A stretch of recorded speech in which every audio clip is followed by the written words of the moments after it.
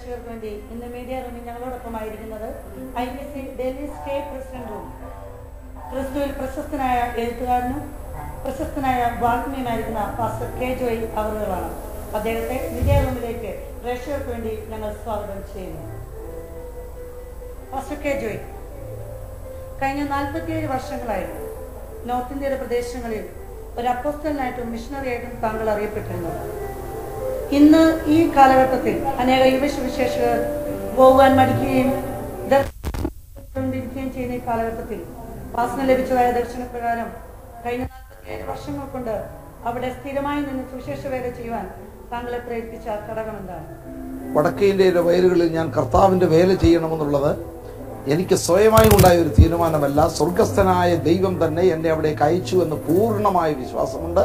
1968 മുതൽ കഴിഞ്ഞ 47 വർഷങ്ങൾ സുവിശേഷ വയൽ വടക്കേ ഇന്ത്യയിൽ അധ്വാനിപ്പാൻ ദൈവം തന്നെ ആ കൃപ നൽകിയത്. അതുകൊണ്ടാണ് ഇന്നും ആ ദർശനത്തെ ഉറച്ചു നൽകുന്നത്. വളരെ പ്രതികൂലമായ സാഹചര്യത്തില്, പ്രത്യേകിച്ചും മോഡി ഭരണ കാലഘട്ടത്തിൽ നോർത്ത് ഇന്ത്യയിലെ പ്രദേശങ്ങളിൽ വളരെയധികം ക്രൈസ്തവ പീഡകളുണ്ടെന്നൊരു കേട്ടറിവും പത്രമാധ്യമങ്ങളും അതുപോലെ TV ന്യൂസുകളും നമുക്ക് വിവരങ്ങൾ നൽകിക്കൊണ്ടിരിക്കുമ്പോൾ പാസ്റ്ററിനെ കുറിച്ച് പറയാനുള്ളത് എന്താണ്? എന്നോടൊപ്പം പ്രവർത്തിക്കുന്ന കൂട്ടുവേലക്കാരായ അനേകരിൽ നിന്നും എനിക്ക് റിപ്പോർട്ടുകൾ ഇപ്പോഴും ലഭിക്കുന്നുണ്ട്. എന്നാൽ ഞാൻ അവരെ ദൈവവചനത്തിൽ കൂടെ ആശ്വസിപ്പിച്ചും പ്രോത്സാഹിപ്പിച്ചും കൊണ്ടിരിക്കുന്നു. പീഡനത്തിന്റെ കൊടുങ്കാറ്റുകൾക്കൊരിക്കലും സുവിശേഷ പ്രവർത്തനത്തെ തടസ്സപ്പെടുത്തുവാൻ കഴിയുകയില്ല എന്ന് ഞാൻ പൂർണ്ണമായിട്ട് വിശ്വസിക്കുകയും എന്റെ സഹപ്രവർത്തകരെ ഞാൻ അതിനുവേണ്ടി ഉത്സാഹിപ്പിക്കുകയും ചെയ്തുകൊണ്ടിരിക്കുകയാണ്. മോഡി ഭരണകാലം അപ്പോൾ ക്രൈസ്തവർക്ക് വളരാനുള്ള ഒരു സാധ്യതയായിട്ടാണോ പാസ്റ്ററിനെ കാണുന്നത്? ഉന്നതന്മാർക്ക് മീതെ ഒരു അത്യുന്നതനുണ്ടെന്ന് ഞാൻ വിശ്വസിക്കുന്നു. സ്വർഗസ്ഥനായ പിതാവിന്റെ അനുമതി കൂടാതെ തലയിൽ ഒരു രോമത്തെ പോലും തൊടുവാൻ കഴിയുകയില്ല. ആയതുകൊണ്ട് ഏത് ഭരണം വന്നാലും സുവിശേഷീകരണത്തെ തടസ്സപ്പെടുത്തുകയില്ല എന്നാണ് പൂർണ്ണമായ വിശ്വാസം. കർത്താവിന്റെ വരവ് വരെ സുവിശേഷ വേല നടക്കും. നാമധേയ ക്രൈസ്തവ സമൂഹം മാത്രമേ വ്യത്യാസപ്പെടുകയുള്ളൂ. എന്നാൽ യഥാർത്ഥമായി നല്ല മണ്ണിൽ വീണ വിത്ത് പോലെ ദൈവവചന ഹൃദയത്തിൽ സ്വീകരിച്ചിട്ടുള്ള ആളുകൾ അന്ത്യം വരെ വിശ്വാസത്തിൽ നിലനിൽക്കും. ആ സുവിശേഷ പ്രവർത്തകർ കലപ്പയ്ക്ക് കൈവച്ച ശേഷം തിരിഞ്ഞോടുകയില്ല എന്നാണ് പൂർണ്ണമായ എന്റെ വിശ്വാസം. പ്രേക്ഷകർക്ക് വേണ്ടി എനിക്കിതിനെ കുറിച്ച് ഒരു വാക്ക് പറയാനുണ്ട്. കഴിഞ്ഞ 47 വർഷമായി നോർത്ത് ഇന്ത്യയുടെ പ്രദേശങ്ങളിൽ ക്രൈസ്തവ സമൂഹത്തിന് ഒരു ഉത്തമ സാക്ഷിയായിട്ടും മാതൃകയായിട്ടും പാസ്റ്റർ കെ ജോയ് അവറുകൾ ഒരു അപ്പോസ്തലനായിട്ട് പ്രവർത്തിച്ചുകൊണ്ടിരിക്കുമ്പോൾ നമുക്ക് അദ്ദേഹത്തിന് ചില മാതൃകയും അദ്ദേഹത്തിന്റെ പാതയും പിന്തുടരുവാൻ തീർച്ചയായിട്ടും കഴിയും. പാസ്റ്റർ ജോയ്, വേദപുസ്തകത്തിന് അടിസ്ഥാനമല്ലാത്ത വേദപുസ്തക സത്യങ്ങൾക്ക് വിരുദ്ധമായിട്ട് ഇന്ന് അനേക കൺവെൻഷൻ പ്രാസംഗിക സ്റ്റേജുകൾ തകർത്ത് പ്രസംഗിച്ചുകൊണ്ടിരിക്കുമ്പോൾ അവരെ തിരുത്തുവാൻ പാസ്റ്റർ ഒരിക്കലെങ്കിലും ശ്രമിച്ചിട്ടുണ്ടോ? ആകാശവും ഭൂമിയും മാറിപ്പോയാലും മാറ്റമില്ലാത്ത ദൈവവചനത്തിന്റെ തന്നെ അടിസ്ഥാനത്തിൽ നിൽക്കണമെന്ന് ഞാൻ ആഗ്രഹിക്കുന്നു. കഴിഞ്ഞ 47 പരം വർഷങ്ങൾ ദൈവകൃപയാൽ ആ വചനത്തിന്റെ അതിപരത്തിനുള്ളിൽ ഇടത്തോട്ടോ വലത്തോട്ടോ മാറാതെ നിൽക്കാനാണ് എന്റെ ആഗ്രഹം. ആ വചനത്തിന് വിരുദ്ധമായിട്ടുള്ള പ്രവണതകൾ കാണുമ്പോൾ എന്റെ കൂട്ടുവേലക്കാരെ സഹപ്രവർത്തകരെയൊക്കെയും ഞാൻ ഗുണദോഷിക്കാറുണ്ട്, അവരെ വിളിച്ച് ഉപദേശിക്കാറുണ്ട്.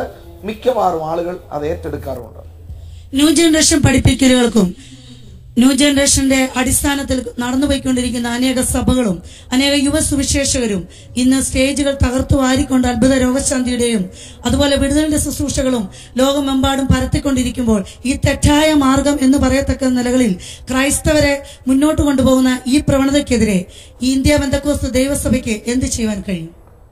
ആകാശവും ഭൂമിയും മാറിയാലും മാറ്റമില്ലാത്ത ദൈവവചനത്തിന് വിരോധമായിട്ട് പൊങ്ങുന്ന ഉയർച്ചകളെ വേദഖഡ്ഗം കൊണ്ട് പരിച്ഛേദന ചെയ്യുകയാണ് വേണ്ടത്. അതിന് ആവശ്യമായ നിർദ്ദേശങ്ങൾ ചെറിയ മീറ്റിങ്ങുകൾ വലിയ മീറ്റിങ്ങുകൾ മാത്രമല്ല, ദൈവം എനിക്ക് എഴുതുവാൻ കൃപ തന്നപ്പോൾ വരമൊഴിയായിട്ടുള്ള വചനത്തിൽ കൂടെ പുസ്തകങ്ങളിൽ കൂടെ ഞാൻ ഈ പ്രവണതയ്ക്കെതിരായി പോരാടുന്നുണ്ട്. ശക്തിയോടുകൂടെ ഞാൻ ഉൾപ്പെടെ നിൽക്കുന്ന സമൂഹത്തിന്റെ ജനറൽ കൗൺസിലിൽ ഒക്കെ ഞാൻ വാദിക്കാറുണ്ട്.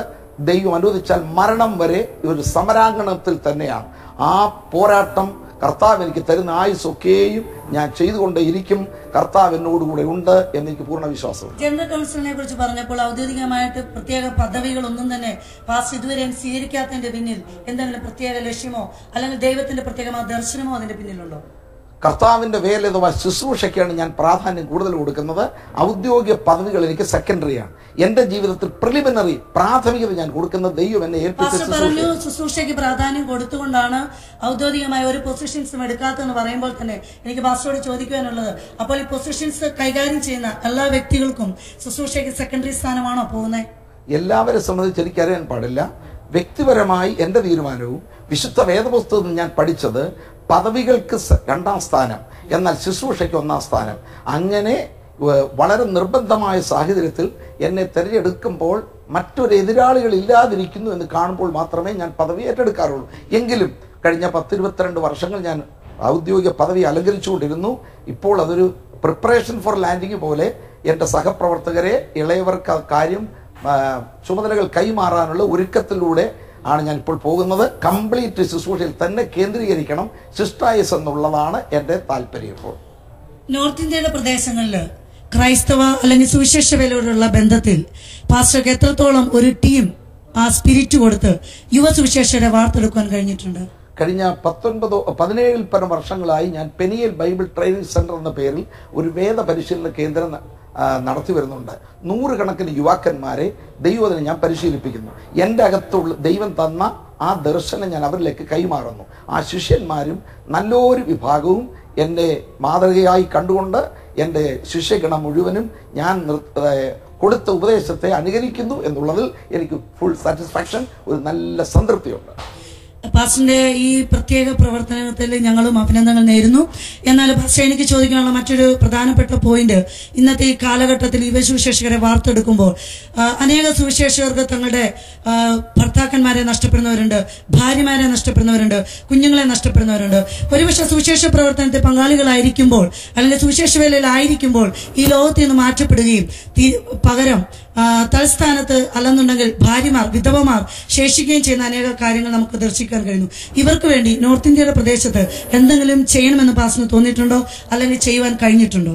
ആ വിഷയത്തിൽ വളരെ കൂടുതൽ ശ്രദ്ധ ചെലുത്തുന്ന ഒരാളാണ് ഞാൻ. എന്നോടൊപ്പം പ്രവർത്തിക്കുന്ന സഹപ്രവർത്തകരിൽ ആരെങ്കിലും കർത്തൃസന്നിധിയിൽ ചേർക്കപ്പെടുകയോ അങ്ങനെ സഹോദരിമാർ വിധവമാരായി തീരുകയോ ചെയ്താൽ ഞങ്ങൾ ഉടനെ തന്നെ ഒരുമിച്ച് നല്ലതുപോലെ കോൺട്രിബ്യൂഷൻ ചെയ്ത്, ചിലർക്ക് ഭവന സഹായം, അവരുടെ കുഞ്ഞുങ്ങളുടെ വിദ്യാഭ്യാസ സഹായം, അതുപോലെ വിവാഹ സഹായം, കഴിവിൻ്റെ പരമാവധി ഞങ്ങൾ ചെയ്തുകൊണ്ടിരിക്കുന്നു. ഇപ്പോൾ അതിനുവേണ്ടി തന്നെ IPC ഡൽഹി സ്റ്റേറ്റിൻ്റെ അണ്ടറിൽ തന്നെ, അതിൻ്റെ ചുമതലയിൽ തന്നെ ഒരു സഹായ ഫണ്ടും അതിനൊരു സ്പെഷ്യൽ കമ്മിറ്റിയും ദൈവകൃപയാൽ ഉണ്ടാക്കിയിട്ടുണ്ട്. അത് വളരെ സുഗമമായി പ്രവർത്തിച്ചു വരുന്നു.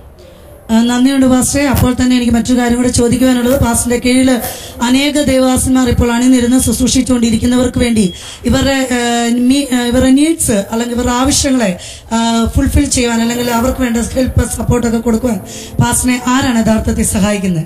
എനിക്കൊരു സ്ഥിരമായ വരുമാനമൊന്നുമില്ല. ഞാൻ കർത്താവിൻ്റെ വേലയിൽ ഇറങ്ങിയ ശേഷം ഇതുവരെ ന്യൂഡൽഹിയിൽ മയൂർ വിഹാർ ഫേസ് 2 എന്ന സ്ഥലത്ത് 3 റൂം കിച്ചൺ അല്ലാതെ ആകാശത്തിന് കീഴിൽ ഭൂമിക്ക് മുകളിൽ എനിക്ക് സ്വത്തില്ല. പക്ഷേ കർത്താവിന്റെ വേലയിൽ കൂടെ എൻ്റെ കരങ്ങളിൽ കിട്ടുന്നതിന്റെ 95% കർത്താവിന്റെ വേലയ്ക്ക് വേണ്ടി കൊടുക്കുന്നു. ഇതുവരെയും പ്രവർത്തനങ്ങൾ സുഖമായി നടത്താൻ കഴിയും. സ്വത്തിനെ കുറിച്ച് പാസ്റ്റർ പറഞ്ഞപ്പോൾ ഇന്നത്തെ കാലഘട്ടത്തിൽ സ്വത്തിന്റെ പേരിലാണ് ഇന്ന് അനേക തർക്കങ്ങളും വാദങ്ങളും ക്രൈസ്തവ ശിഷ്യത്വം തന്നെ ഇന്ന് വിട്ടുകളഞ്ഞിട്ട് ഉള്ളവർ മറ്റു പല മേഖലകളിലേക്കും ചേക്കേറിക്കൊണ്ടിരിക്കുന്നത്. ഈ പുതിയ തലമുറയോട് അല്ലെങ്കിൽ സ്വത്തിന്റെ പേരിൽ ഇന്ന് ശുശ്രൂഷയെ നിസ്സാരമായി കാണുകയും ക്രൈസ്തവ ശിഷ്യത്വത്തെ നിസ്സാരവൽക്കരിക്കുകയും ചെയ്യുന്ന ഈ പുത്തൻ തലമുറയോട് പാസ്റ്റർ എന്തോ പറയണം? വിശുദ്ധ വേദപുസ്തകത്തിൽ ധാരാളം പാപങ്ങളെ കുറിച്ച് പറഞ്ഞിട്ടുണ്ട്. എന്നാൽ സകല വിധത്തിനും മൂലമെന്ന് പറയുന്ന ഒരൊറ്റ പാപം ദ്രവ്യാഗ്രഹം മാത്രമാണ്. അതിനെ സംബന്ധിച്ച് ദ്രവ്യാഗ്രഹവും പരിണതഫലങ്ങളും എന്ന നിലയിൽ ശരിയായ വചനത്തിൽ നിന്ന് പഠിച്ചിട്ടാണ് ഞാൻ പുസ്തകം എഴുതിയത്. ആ പുസ്തകം 3 പ്രാവശ്യം പ്രസിദ്ധീകരിച്ചു. ഇപ്പോഴും ഒരൊറ്റ കോപ്പി പോലും കിട്ടാനില്ല. ആയതുകൊണ്ട് കർത്താവിൻ്റെ വേലയെ ഇവാഞ്ചലിക്കൽ ഇൻഡസ്ട്രി അഥവാ സുവിശേഷത്തിൻ്റെ വ്യവസായമായി മാറ്റുന്നതിനോട് ശക്തമായ ഭാഷയിൽ ഞാൻ പുസ്തകത്തിലൂടെ പ്രതികരിച്ചു, സ്റ്റേജുകളിൽ പ്രതികരിക്കുന്നു. മരണം വരെ ഞാൻ അതിനെതിരായി പെരുമാറും. ഇതൊരു വ്യവസായമല്ല സുവിശേഷ വേല, ഇത് ഒരു ശുശ്രൂഷയാണെന്ന് അനുഭവത്തിലൂടെ കാണിച്ചു കൊടുക്കുവാൻ സ്വർഗ വിശ്വസ്തനായ ദൈവം എനിക്ക് കൃപ ചെയ്തു. അവസാനമായി പാസ്റ്ററോട് എനിക്ക് ഒരു കാര്യം കൂടെ ചോദിക്കുവാനുണ്ട്. യഹൂദയിലുള്ളവരെല്ലാവരും അല്ലെങ്കിൽ ജെറുസലേമിലുള്ളവരെല്ലാവരും വർഷം തോറും കൂടാര പെരുന്നാൾ ആഘോഷിക്കാൻ വേണ്ടി വർഷത്തിൽ ഒരിക്കൽ കൂടി വന്നുകൊണ്ടിരുന്നു. ഇന്ത്യ പെന്തക്കോസ്ത് ദൈവസഭ എല്ലാ വർഷവും കൂടി വരുന്ന ഈ പെരുന്നാള് അല്ലെന്നുണ്ടെങ്കിൽ ഈ കൺവെൻഷൻ സീസണെ അതുമായിട്ട് എന്തെങ്കിലും ഒരു സാമ്യമുള്ളതായിട്ട് പാസ്റ്ററിന് ഫീൽ ചെയ്തിട്ടുണ്ടോ? കാരണം ഇത് 91ാമത്തെ കൺവെൻഷനായിട്ട് മാറുമ്പോൾ ഇത് നമ്മൾ ചരിത്രം ആവർത്തിക്കുകയാണോ അല്ലെ പാരമ്പര്യം നാം ആവർത്തിക്കുകയാണോ ചെയ്യുന്നതെന്ന് ഒരിക്കലെങ്കിലും പാസ്റ്റർ ചിന്തിച്ചിട്ടുണ്ടോ? ഒരു പ്രസ്ഥാനം എന്നുള്ള നിലയിൽ ലോകം ഒക്കെ ചിതറിപ്പാറുന്ന ദൈവമക്കൾക്ക് എല്ലാവർക്കും കൂടെ ഒരുമിച്ച് കൂടാനുള്ള ഒരു സമ്മേളന വേദിയാണിത്. ഇതിൽ ആത്മീയമായി അനുഗ്രഹിക്കപ്പെടണമെന്ന ഉദ്ദേശത്തോട് വരുന്നവർക്ക് ധാരാളം ആത്മീയ ഭക്ഷണം കിട്ടാനുണ്ട്. എന്നാൽ വെറുതെ കാണാനായിട്ടും കുറ്റം കണ്ടുപിടിക്കാനും വരുന്നവർക്ക് ഒന്നും ലഭിക്കാനില്ല. പ്രാർത്ഥനയോടെ വചനം ശ്രദ്ധിക്കുന്നവർക്ക് ധാരാളം ദൂതുകളുടെ മുഴങ്ങിക്കേൾക്കുന്നു. ഇതൊരു അനാവശ്യമായ സംഗമമാണെന്ന് ഇന്നുവരെ എനിക്ക് തോന്നിയിട്ടില്ല. അതുകൊണ്ട് ഈ കൺവെൻഷനും പ്രാർത്ഥനയോട് വരുന്നവർക്ക് നിശ്ചയമായിട്ടും അനുഗ്രഹം പ്രാപിപ്പാൻ കഴിയും. അഭിപ്രായത്തില് നമ്മുടെ ഈ 91ാമത്തെ ജനറൽ കൺവെൻഷൻ ഒരിക്കലും പാഴായി പോകുന്നില്ല എന്നുള്ള ഒരു സത്യമാണെന്ന് വാൽക്കാൻ നാം കേട്ടുകൊണ്ടിരിക്കുന്ന പ്രിയപ്പെട്ട തുലിയ ടിവിയുടെ പ്രേക്ഷകരോട് ഞങ്ങൾക്കും ഇത് തന്നെയാണ് പറയുവാനുള്ളത്. ഈ 91ാമത്തെ ഈ കൺവെൻഷന് ഒരിക്കലും നമുക്ക് അതൊരു വ്യർത്ഥമായി തീരുകയില്ല. ഇവിടെ ഷെയർ ചെയ്യപ്പെടുന്നതായ ദൈവവചനം നിങ്ങളുടെ കാതുകളിലെത്തുമ്പോൾ നിങ്ങളുടെ ഹൃദയത്തിന് മാനസാന്തരവും നിങ്ങളുടെ ജീവിതത്തിന് ഒരു ചില ചൈതന്യവും വരുത്തുന്നതായ ഒരു പ്രത്യേക അനുഭവം തന്നെ നിങ്ങൾക്കുണ്ടാകുമാറാട്ടെ എന്ന് തുലിക ടിവി നിങ്ങളോട് ആശംസിക്കുന്നു. അതോടൊപ്പം തന്നെ പാസ്റ്റർ ജോയ്ക്ക് ഈ തുലിക ടിവിയുടെ പ്രേക്ഷകർക്ക് വേണ്ടി 2 വാക്കുകൾ പറയാം. തുലിക ടിവിയുടെ പ്രവർത്തനങ്ങളെ കുറിച്ച് ഞാൻ കേട്ടപ്പോൾ മുതൽ വളരെ സന്തോഷിക്കുന്നു. ധാരാളം ആയിരം ജനങ്ങൾക്ക് തങ്ങളുടെ ഭവനങ്ങളിൽ തന്നെ ഇരുന്ന് ദൈവവചനം കേൾക്കുവാനും കൺവെൻഷന് പോകുവാൻ കഴിയാത്ത അനേകം മാതാപിതാക്കൾ, വാർദ്ധക്യ ദശയിലെത്തിയവർ, വികലാംഗർ, ഇങ്ങനെയുള്ളവർക്ക് ഇത് അനുഗ്രഹമായി തീരുന്നു. ഈ ദർശനം കൊടുത്ത യുവതി യുവാക്കൾ, സഹോദരി സഹോദരന്മാർക്ക് ആയി ഞാൻ ദൈവത്തിന് സ്തോത്രം ചെയ്യുന്നു. സകലവിധ മംഗളങ്ങളും ഞാൻ ആശംസിക്കുന്നു.